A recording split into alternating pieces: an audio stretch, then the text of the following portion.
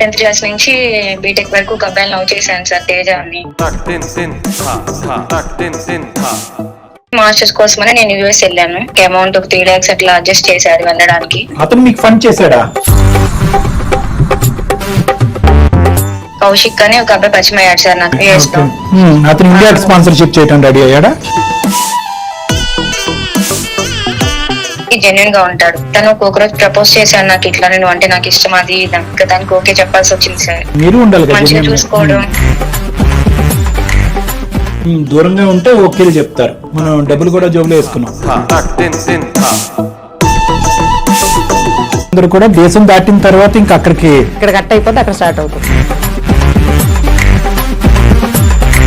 ఇండియాలో ఉన్న అమాయకుడైన తేజ, మీ bank account Teja తెలీదు. వచ్చాను, తేజని కలిశాను. కలిసి ఇట్లా నువ్వు అంటే నాకు ఇష్టం లేదు, మా ఇంట్లో మ్యాచెస్ చూస్తున్నాను. Signing off. సార్ తేజ గురించి అసలు మీ పేరెంట్స్ కి తెలుసా? తెలుసు సార్. 6 years అంటే సక్సెస్ఫుల్ గా తేజాన్ని రాక్షసుడు చేస్తావు. నీలాంటి ఆడపిల్లలు ఉండాలమ్మా. అందరినీ నువ్వు వాడుకున్నావు పావుల్లాగా, అంతే కదమ్మా. మ్యారేజ్ చేసుకుందామని చెప్పి కౌశిక్ కాల్ చేస్తున్నాను, తన నా కాల్స్ రెస్పాన్స్ అవ్వట్లేదు, వేరే అమ్మాయితో తిరుగుతున్నాడు అది ఇదని నాకు చెప్పింది సార్. తగిన శాస్తి. చాలా ఆనందంగా ఉందమ్మా ఈ ఎపిసోడ్ చేస్తుంటే. తేజ కదమ్మా మాకు ఈమెయిల్ పంపించాలి, మీరు పొరపాటును పంపించారు.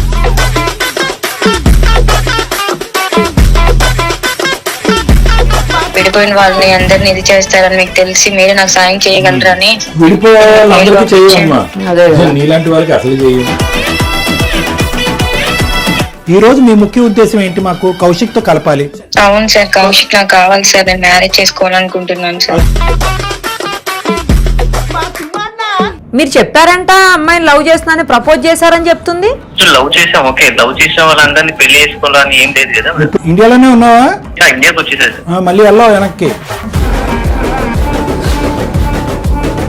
మా ఫ్రెండ్ ఏమో వేరే వాళ్ళతో తిరుగుతున్నావు అది ఇది అంటుంది. పెద్దగా కాల్ చేసి ఎందుకు నష్టపెడుతున్నావు? నేను మ్యారేజ్ చేసుకుంటాను నీకు మాట ఇవ్వలేదు, లవ్ చేసే అంతే. బట్ అది యూఎస్ లో కామన్, సో నాకు చాలా లవర్స్ ఉంటారు. మాట విను, నాకు నువ్వు కావాలి, మ్యారేజ్ చేసుకోవాలి. ఎందుకు బాధ అనిపించట్లేదు మేడం? హ్యాపీగా ఉంది. 6 years లవ్ ని పక్కన పెట్టేసి నువ్వు కావాలని నీతో వచ్చేసాను.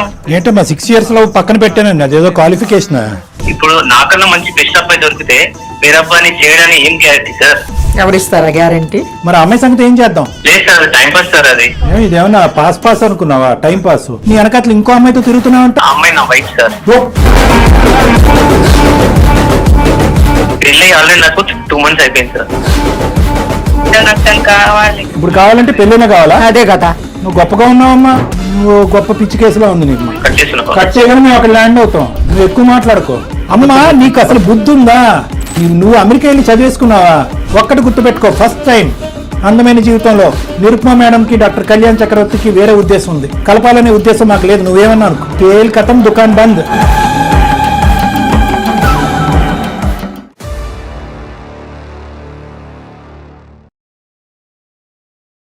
సుమన్ టీవీ అందమైన జీవితం కార్యక్రమానికి స్వాగతం.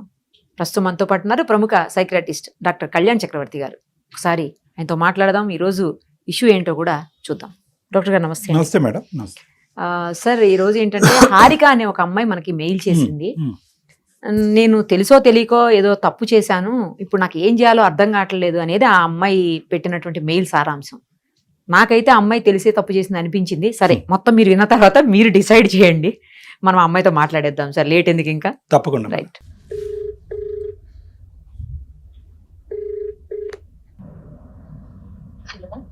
హలో అమ్మా, హారిక గారేనా? అమ్మా నేను నిరుపమ, సుమన్ టీవీ అందమైన జీవితం కార్యక్రమం నుంచి కాల్ చేస్తున్నాను. మీ మెయిల్ చూసి కాల్ చేశాము. మనతో పాటు ఉన్నారు అమ్మా. ఓకే, మనతో పాటు డాక్టర్ కళ్యాణ్ చక్రవర్తి గారు కూడా ఉన్నారు. ఒక్కసారి అసలు మీ ఇష్యూ ఏంటో చెప్తే దానికి పరిష్కార మార్గాన్ని డాక్టర్ గారు నేను ఇద్దరం కలిసి చూపించే ప్రయత్నం చేస్తాం. ఓకేనా? ఓకే మేడం, మీరు కాల్ చేస్తారు అనుకోలేదు. నమస్తే అమ్మా. నమస్తే సార్. చెప్పండి అమ్మా, మీ సమస్య ఏంటి? నేను 10th క్లాస్ నుంచి బీటెక్ వరకు ఒక అబ్బాయిని లవ్ చేశాను సార్, తేజ అని. బీటెక్ అయిపోయేంత వరకు లవ్ చేసావమ్మా? రిలేషన్ అట్లానే కంటిన్యూ అయింది sir. So 6 years love, 15 to 21 అనుకోండి. 6 years బాగానే లవ్ చేసుకున్నాం, బాగానే ఉంది, అంతా ఓకే మా ఇద్దరికి. అయితే మాస్టర్స్ కోసమని నేను యుఎస్ వెళ్ళాను. అమౌంట్ 3 lakhs అట్లా అడ్జస్ట్ చేశాడు వెళ్ళడానికి. అతను మీకు ఫండ్ చేశాడా అమెరికా? ఫండ్ చేశారు సార్. అవును, వెళ్ళడానికి. మీ పేరెంట్స్ నుంచి ఉంది, తన నుంచి కూడా ఉంది సార్, బాగా చూసుకుంటాడు. ఇంకా వెళ్ళాను, బానే ఉంది అదంతా. అక్కడికి వెళ్ళాక కౌశిక్ అని ఒక అబ్బాయి పరిచయం అయ్యాడు సార్ నాకు అక్కడ. అతను ఇండియాకి స్పాన్సర్షిప్ చేయడం రెడీ అయ్యాడా? అమ్మాయిలందరితో ఫ్లడ్ చేసుకుంటూ ఉంటాడు, కదిలించుకుంటూ లవ్ అది ఇది అంటాడు. కానీ నా విషయానికి వచ్చేసరికి జెన్యున్ గా ఉంటాడు. నా విషయంలో మీరు ఉండాలి, మంచిగా చూసుకోవడం. అక్కడ యుఎస్ లో నాకు ఎవరు తెలియపోతే తనే ఇంకా అన్ని అక్కడ చూసుకున్నారు సార్ నన్ను. తను ఒక్కొక్కరోజు ప్రపోజ్ చేశాను నాకు, ఇట్లా నేను అంటే నాకు ఇష్టం అది ఇదని. ఇంకా నేను ఈ తేజ అనే అబ్బాయికి దూరంగా ఉండడం వల్ల ఇంకా తన మాటలతో ఇదైపోయి ఇంకా దానికి ఓకే చెప్పాల్సి వచ్చింది సార్. దూరంగా ఉంటే ఓకేలు చెప్తారు. సరే కదమ్మా, మరి తేజ అనే అబ్బాయి నా జీవితంలో ఉన్నాడు, చిన్నటి స్నేహితుడు, 6 సంవత్సరాల పాటు మా ప్రయాణం కొనసాగిందని బేసిక్ చెప్పాలి. రావడానికి కూడా స్పాన్సర్ చేశాడు కొంత మేరకు. అన్నిటికంటే పెద్ద ఇష్యూ అది కదా, మనం డబ్బులు కూడా జోబులో వేసుకున్నాం. సరే, ఇప్పుడు మరి ఆ మాత్రం చెప్పలేదా తేజ గురించి? లేదు సార్, ఏం చెప్పలేదు, నేనేం మాట్లాడలేదు తనతో. తనకు ఓకే చెప్పేసాను. నా మైండ్ అప్పుడు ఎట్లా ఉంది నాకేం తెలియలేదు. అమ్మ, ఇలా అయితే కనుక ప్రపంచం నిలుస్తుందా అమ్మ? దేశ విదేశాల్లో ఉండేటటువంటి భార్యాభర్తలు, ప్రేమికులు అందరూ కూడా దేశం దాటిన తర్వాత ఇంకా అక్కడికి ఎవరికి వాళ్ళు అక్కడ కట్ అయిపోతే అక్కడ స్టార్ట్ అవుతుంది. ఏమన్నా అర్థం ఉందా మీది? సరే, ఆ అబ్బాయి ఏం ప్రపోజ్ చేశాడు, మీరు దేనికి ఓకే చెప్పారు? నేను లవ్ చేస్తున్నాను అది ఇది అంటే సరే ఓకే చెప్పి తనతో ఇంకా అక్కడ బానే ఉన్నాను, అంతా బానే ఉంది. ఇంకా ఓకే అనుకున్నాం, మ్యారేజ్ చేసుకుందాం అది ఇది అనుకున్నాము. నేను ఇంక ఇండియాకి వచ్చాను సార్, నా కోర్స్ అక్కడ మ్యారేజ్ వరకు కూడా వెళ్ళిపోయిందమ్మా వ్యవహారం. తేజకు తెలీదు ఇదంతా, ఇండియాలో ఉన్న అమాయకుడైన తేజ, మీ బ్యాంక్ అకౌంట్ తేజ తెలీదు. సరే, ఏ విషయం తెలియదు. రైట్, వచ్చేసారు ఇండియా? వచ్చాను సార్, ఇండియా వచ్చాను. తేజాని కలిసి ఇట్లా నువ్వు అంటే నాకు ఇష్టం లేదు, మా ఇంట్లో మ్యాచెస్ చూస్తున్నారు,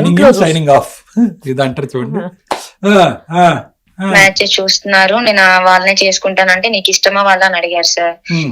నాకు ఇష్టం లేదు కానీ మమ్మీ వాళ్ళు చెప్పారు మళ్ళీ చేసుకోనండి చనిపోతా అది ఇదని బెదిరిస్తున్నారు. తేజ, నేను తప్పక చేసుకోవాల్సి వస్తుంది, నేను చేసుకుంటాను, నువ్వు నీ లైఫ్ నువ్వు చూసుకొని చెప్పాను తనకి. అదేంటి ఇంత లవ్ చేసి ఇక్కడ దాకా చేసి ఇట్లా చెప్పేసి వెళ్ళిపోతావు, నేను వచ్చి ఒప్పిస్తాను కావాలంటే నేను మాట్లాడతాను అన్నారు. లేదు, వాళ్ళు ఒప్పుకోరు, నువ్వు ఎంత చెప్పినా. మా పేరెంట్స్ ని ఒప్పిస్తాను, నేను మాట్లాడతాను. కాదమ్మా, మీ పేరెంట్స్ కి ఓకే, నీకైతే బుద్ధి లేదు, మీ పేరెంట్స్ కి మరి చిన్నప్పటి నుంచి ఇతను ప్రేమిస్తున్నావు, బీటెక్ లో కూడా ప్రేమించావు అనే విషయం తెలుసా? తేజ గురించి అసలు మీ పేరెంట్స్ కి తెలుసా? తెలుసు సార్. తెలుసా? తెలుసు, ఇట్లా లవ్ చేస్తున్నానని, ఇట్లా తను 6 years అంటే తెలిసింది కదా సార్ ఇంట్లో. కాదమ్మా, మరి అలాంటి పేరెంట్స్ మరి స్పాన్సర్షిప్ చేసి ఇంత ప్రేమాయణం కొనసాగించినటువంటి అబ్బాయిని పర్లేదు ఇతను తీసి పక్కన పెట్టి ఆ ఎక్స్ అనేటటువంటి వాడు అమెరికాలో ఉన్నాడు, వాడితో కనెక్షన్ అని ఎలా అంటారమ్మా మీ పేరెంట్స్? వాళ్ళకి తెలుసో లేదో సార్ ఇంక విషయం?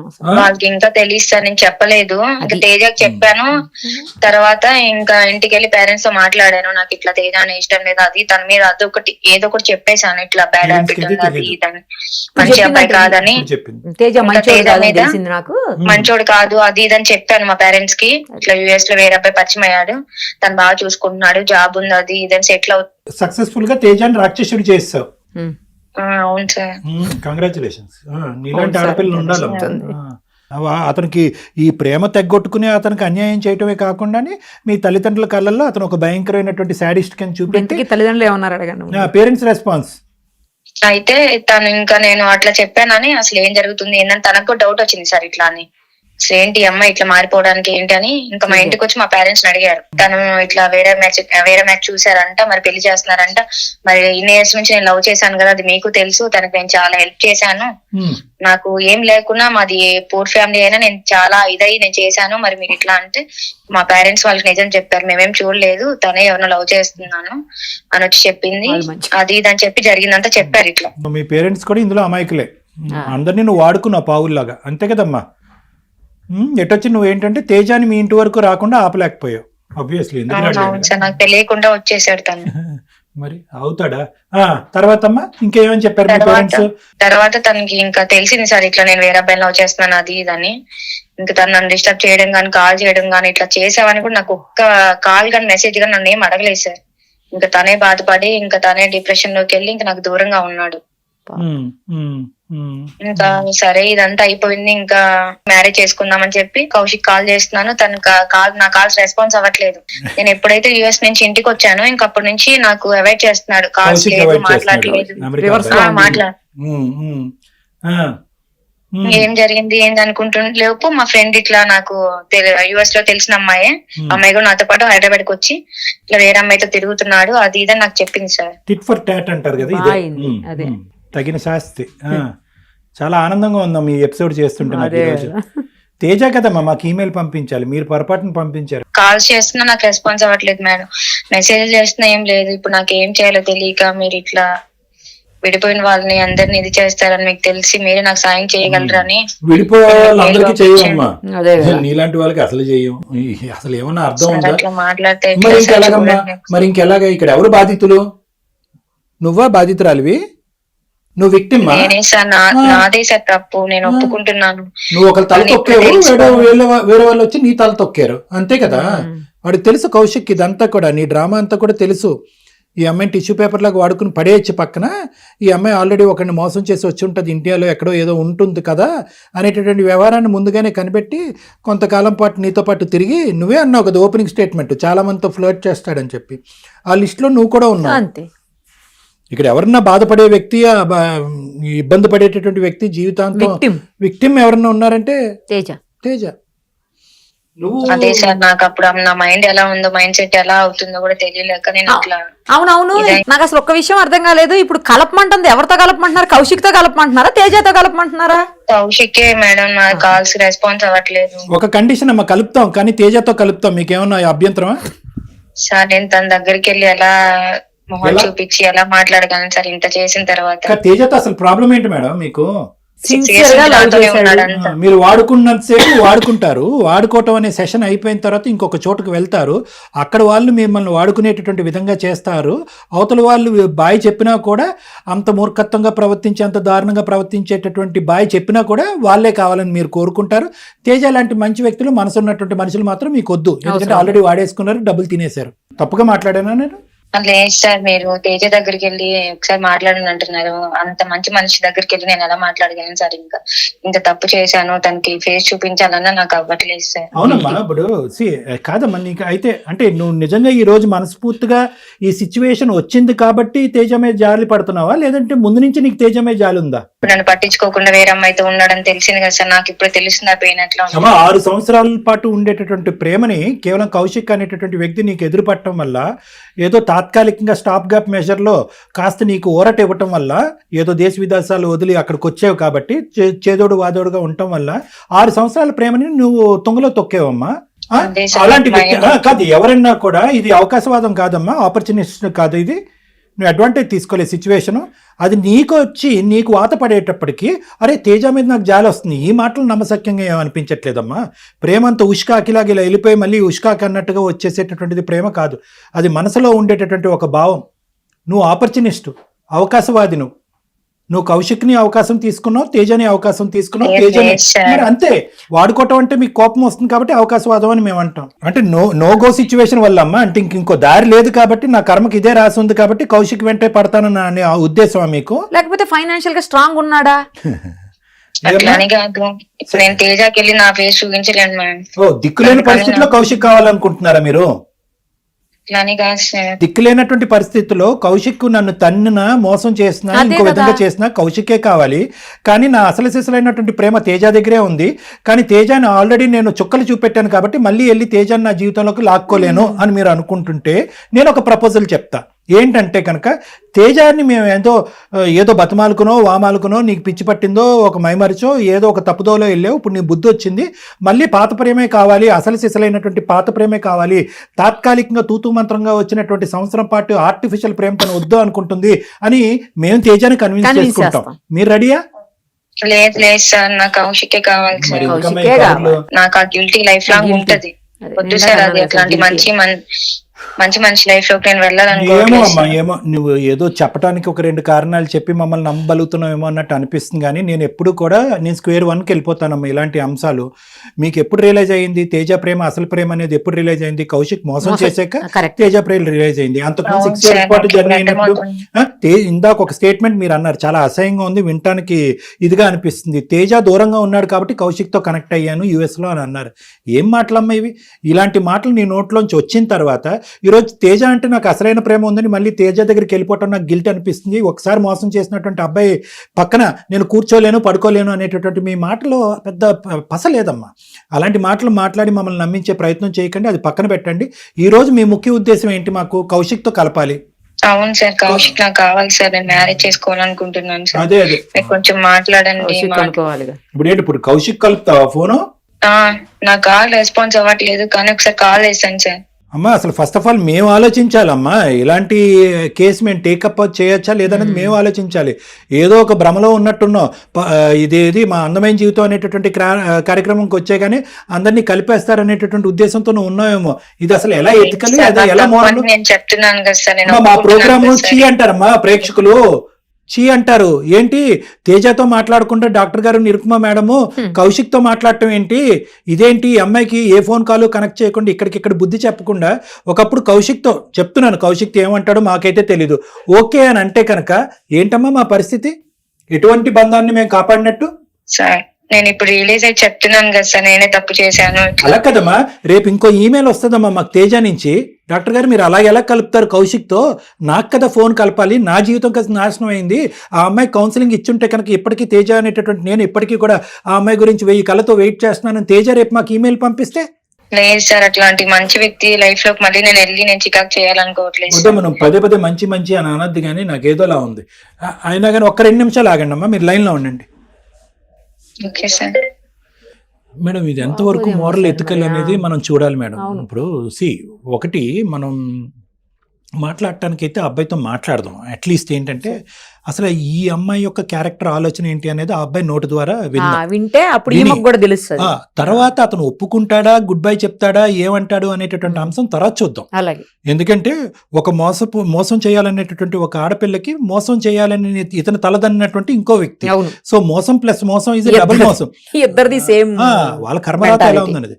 సో అందుగురించి ఆ అమ్మాయిని నేను మ్యూట్ లో పెట్టాను. ఆ అమ్మాయి వినకుండా మనం ఏం చేద్దాం అంటే అతను వర్జన్ విందాం. సో వర్జన్ విని ఈ అమ్మాయి క్యారెక్టర్ ఏంటనేది అసెస్ చేసి ఈ అమ్మాయికి ఏమైనా అగ్రెసివ్ గా కౌన్సిలింగ్ చేసి వాళ్ళ తల్లిదండ్రుల సమక్షంలో ఈ అమ్మాయికి ఏమైనా బుద్ధి చెప్పే ప్రయత్నం చేయాలన్నది మనం ఆలోచించాలి. Better sir. ఒకటమ్మా, ఎవరు? హారిక.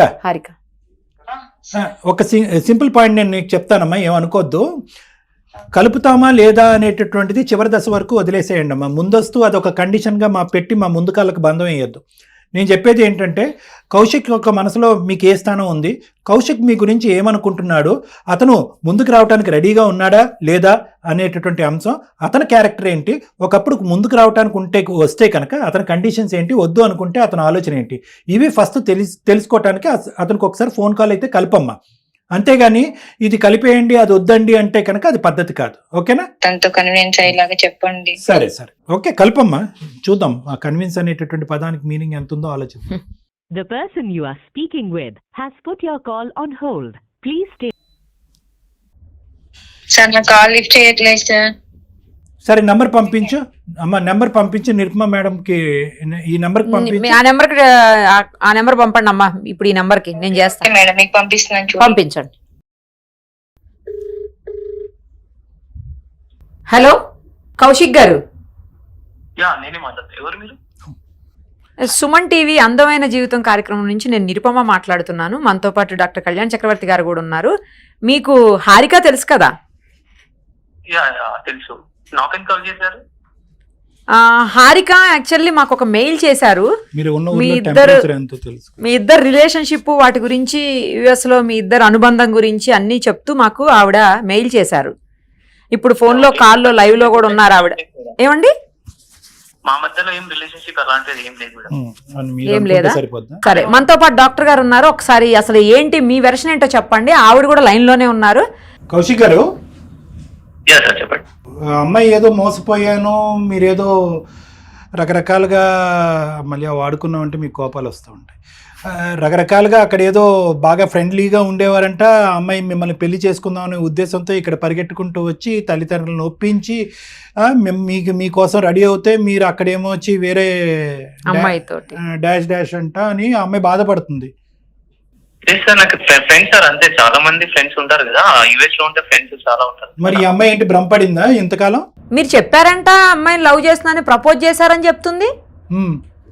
లవ్ చేసాం, ఓకే, లవ్ చేసిన వాళ్ళందరినీ పెళ్లి చేసుకోవాలని ఏం లేదు కదా. ఇప్పుడే మీరు అన్నారు కదండి ఫ్రెండ్స్ అంటున్నారు, ఫ్రెండ్స్ లవ్ చేసుకుంటారా?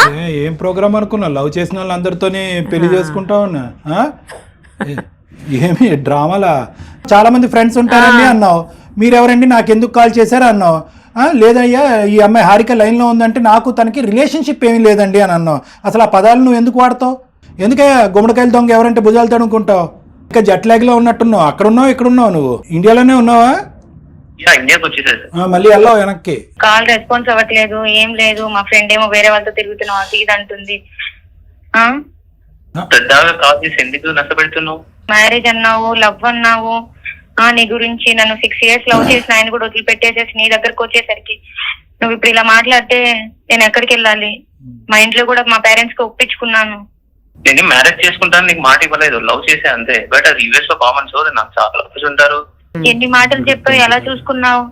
ఆల్రెడీ నేను ఎంతో మందితో ఫ్లడ్ చేస్తుంటా, అది ఆ విషయం నీకు తెలుసు కదా. కానీ నాకేం చెప్పావు? అందరితో ఫ్లడ్ చేసినా నువ్వు వేరు, హారిక నేను లవ్ చేస్తాను, మ్యారేజ్ చేసుకోవాలనుకున్నాను, అది ఇదని ఎన్ని మాటలు చెప్పావు కౌశిక్. ఇప్పుడే ఇట్లా మాట్లాడుతున్నావు.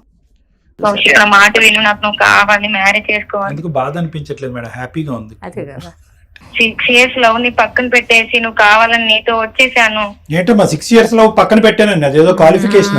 సార్ నా తప్పు నేను తెలుసుకొని ఇప్పుడు రియలైజేషన్ అయ్యి మాట్లాడుతున్నాను సార్. తను నాకు కావాలి సార్. నీ తప్పు నువ్వు తెలుసుకునేటట్టయితే కావాలంటే అదేమన్నా ఫ్రూటా ఏంటి? కాదమ్మా, నువ్వు తప్పు తెలుసుకునే దాని అయితే కనుక నువ్వు తేజ దగ్గరికి వెళ్ళాలి, ఇక్కడ కాదు మాట్లాడేది. ఆల్రెడీ అమ్మాయి ఒక అబ్బాయిని మోసం చేసి వచ్చింది కదా, నన్ను వదిలేదని నా ఏం గ్యారంటీ అమ్మాయి అసలు? కరెక్ట్ మాట్లాడాడు. నీకు 10 మార్కులు బోనస్. లేదు కౌశిక్, అట్లా ఏం చెయ్యను, నేను తెలుసుకున్నాను ఇప్పుడు నా తప్పు. నేను అమ్మ కాసేపు నువ్వు అడుక్కోవటం ఆపు. ఎప్పుడు తెలిసింది నీకు తేజ స్టోరీ? అమెరికాలో అడుగు పెట్టగానే నీతో ఒక కనెక్షన్ ఏర్పాటు చేసుకుని నీతో పాటు ఐ లవ్ యూ అని చెప్పి ప్రయాణం చేసిన తర్వాత తెలిసిందా, చేయక ముందు తెలిసిందా నీకు? తర్వాత తెలిసింది సార్. చెప్పిందా? ఫ్రెండ్స్ త్రూ ఆఫ్టర్ తెలిసింది మాకు చేసింది. తను అలా చేసిందని ఫ్రెండ్స్ త్రూ తెలిసింది. ఓకే, అది పక్కన పెట్టండి. ఈరోజు ఇప్పుడు అసలైనటువంటి విషయాన్ని అడుగుతున్నాను. ఇందాక కొద్దిగా చెప్పారు, అది కొద్దిగా విడమర్చి చెప్పండి. ఎందుకు ఈ అమ్మాయిని వద్దని అనుకుంటున్నారు? నిజం చెప్పండి, పర్లేదు. అమెరికాలో లవ్ కామన్ అండి, లవ్ అన్నీ కూడా మ్యారేజెస్ అవ్వు, అవన్నీ నేను నమ్మట్లేదు. కానీ అవన్నీ కాదు ఇక్కడ సబ్జెక్టు. నువ్వు ఏదో బలమైనటువంటి కారణం వల్లే హారికను దూరం పెట్టావు. ఏంటా కారణం? ఇప్పుడు నాకన్నా మంచి బెస్ట్ అబ్బాయి దొరికితే వేరే అబ్బాయిని చేయడానికి ఏం గ్యారెంటీ సార్? ఎవరిస్తారా గ్యారంటీ?